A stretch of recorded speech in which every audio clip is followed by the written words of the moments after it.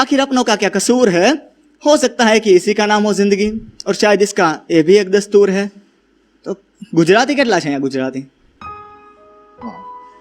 તો ગુજરાતીથી શરૂ કરીશ કે આ જીવન આ મરણ વહેમ છે, આ જીવન આ મરણ વહેમ છે, માનવીના ડરનું કારણ વહેમ છે, આ જીવન આ મરણ વહેમ છે, માનવીના ડરનું કારણ વહેમ છે, જરૂરિયાતો ક્યાં સંતોષાય છે ક્યારે, જરૂરિયાતો ક્યાં સંતોષાય છે ક્યારે, કીડીને કણ હાથીને મણ વહેમ છે। जरूरियात इतला माटे, जरूरियात इसलिए क्योंकि जो हमारी मेरा आज की कविता है उसका शीर्षक है दस्तूर। बेसिकली ऑन ये इंसान की लाइफ में कितनी ज़रूरत है उस पर डिपेंड करता है, इंसान की लाइफ किस तरह से आगे आगे बढ़ती जाती है उस हिसाब से। तो शीर्षक है दस्तूर, और शुरुआत कुछ यूँ होती है कि बचपन खो चुका है कहीं किसी पुराने से मोड़ पर, बचपन खो चुका है कहीं किसी पुराने से मोड़ पर, जवानी भी है जा रही अपने लड़कपन की छाप छोड़कर, आएगा बहुत जल्द वो मंजर भी लोग जिससे अक्सर डर जाते हैं, इन 3 हिस्सों में सिमट जाती है जिंदगी और बाद में लोग मर जाते हैं।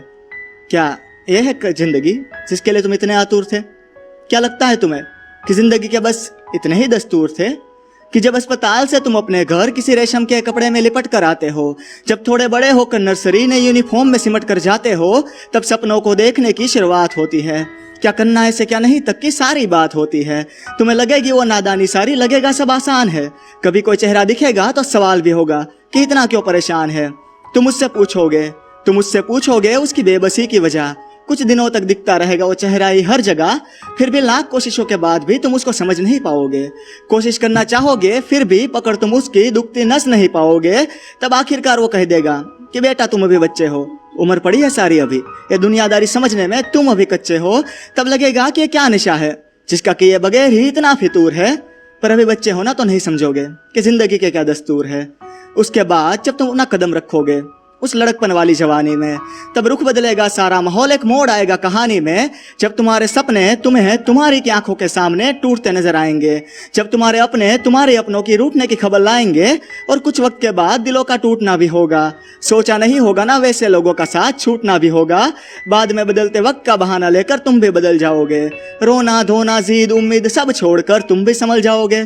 तब तुम ठान लोगे कि चाहे जो भी हो जाए अब मुझे कोई फर्क ही नहीं पड़ेगा, मुझे किसी की परवाह नहीं, सही तो बहुत दूर की बात, मुझे अब कुछ गलत भी नहीं लगेगा।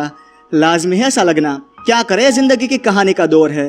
रुको, क्या मैंने आपको बताया कि दुनिया में 7.7 बिलियन लोग और हैं?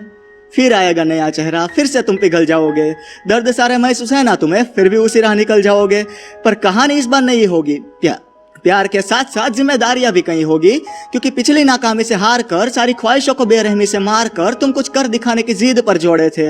लाजमी है जिम्मेदारियों का होना, क्योंकि अब तुम पापा के कंधों पर नहीं अपने ही पैरों पर खड़े थे। तब लगेगा कि फिलहाल जी लेते हैं ना जिम्मेदारियों के तहत, आखिर अपनों का क्या कसूर है। हो सकता है कि इसी का नाम हो जिंदगी, और शायद इसका ये भी एक दस्तूर है। उसके बाद जब तुम्हें दोनों फेस पार कर जाओगे, जिंदगी की नैया को जिंदगी के साहिल के किनार पर लाओगे, तब तुम्हें महसूस भी नहीं होगा कि कब तुम्हारा गम आधा हो जाएगा, देखते ही देखते किसी के साथ जिंदगी गुजारने का वादा हो जाएगा। 1-2 साल में जब अपने जीवन साथी की आंखों का ख्वाब हो जाओगे, 1-2 साल और गिन लो ना जब तक तुम अपने वारिस के बाप हो जाओगे, फिर उसके ढांचे में कहीं खुद का ही बीता हुआ कल देखोगे, चाहोगे कि जो भी हो उसे अपनी आंखों के सामने हर पल देखोगे। पर यकीन मानो ऐसा कुछ नहीं होगा, जो तुमने सोचा है वो तुम्हें कभी महसूस नहीं होगा, क्योंकि उसके दिल के किसी कोने में ही सही, छोटा सा ही क्यों नहीं, कोई तो अरमान जगह होगा ना। वो अपनी लाइफ के दूसरे फेज में है तो वो भी दिल लगाने में कहीं लगा होगा ना। अब तुम एक सवाल पूछोगे कि नई नस्ल आखिर कर क्या रही है, जिंदगी पड़ी है जीने को, एक ठोकर लगने पर मर क्या रही है। पर जरा सोचो, क्या जरूरी है ऐसा कुछ भी सोचना? जवाब तो जानते हो ना तुम, तो क्या लाजमी है ऐसा कुछ भी पूछना? क्योंकि वो जो कर रहे हैं वो कभी ना कभी तुम भी तो किया करते थे, और संस्कारों का हवाला तुम्हारे बुजुर्ग तुम्हें भी तो दिया करते थे। और तुम जानते हो कि बड़े बुजुर्ग एक बात हमेशा कहकर जाते हैं, हमारे पास जो होता है ना हम वही अपने बच्चों को देकर जाते हैं। अब अगर खुशकिस्मत रहे तो अपनी बच्चों की आंखों से अश्क बनकर बरसोगे, अगर किस्मत खराब रही तो यकीन मानो उनकी एक झलक को भी तुम तरसोगे। अब ऐसे में एक गलत फहमी अपने दिल को तुम दे जाना, चिल्ला तो नहीं पाओगे, बस खामोश होकर खुद से है कह जाना कि जिंदगी बड़ी अजीब है, हम सब इसके सामने मजबूर है, अपने हाथ में कुछ नहीं जनाब, इसका ये भी एक दस्तूर है। अब पहुंचोगे तुम मौत के करीब, समा सारा कुछ और होगा। देखोगे तुम धीरे धीरे जब शुरू जिंदगी का फेस 4 होगा, तब एक मंजर जितना नाजुक उतना ही सख्त भी आएगा। वो दिन भी देखोगे ना जब तुम्हारा आखिरी वक्त भी आएगा, जब आंखों के साथ साथ उससे बहते अश्क भी छोटे होंगे, जब सुनाने को कहानियां और गोद में सुनने वाले नाती नातिन और पोते होंगे, जब तुम्हारी जिंदगी तुम्हारी आंखों के सामने फ्लैशबैक मूवी की तरह रिलीज होने वाली होगी, जब तुम्हारी सांसें रुक रुक के चलेगी और बाद में हमेशा के लिए फ्रीज होने वाली होगी, तब तुम उन्हें समझाओगे। जो तुम समझ ना पाए थे वो सारी बात बताओगे। वो भी फिर ऐसी जिंदगी की आदत डाल देंगे, एक कान से सुनेंगे दूसरे कान से निकाल देंगे। इससे अच्छा है तुम उन्हें अपनी कामयाबी के नहीं पर नाकामयाबी के किस्से सुनाओ। जो तुम करना चाहते थे पर नहीं कर पाए ना, वो सारी बात बताओ। अपनी जिंदगी की कहानी को कुछ अलग नजरिए से दिखाओ, सिर्फ जिंदा रहना नहीं, उन्हें जीना भी सिखाओ, ताकि कल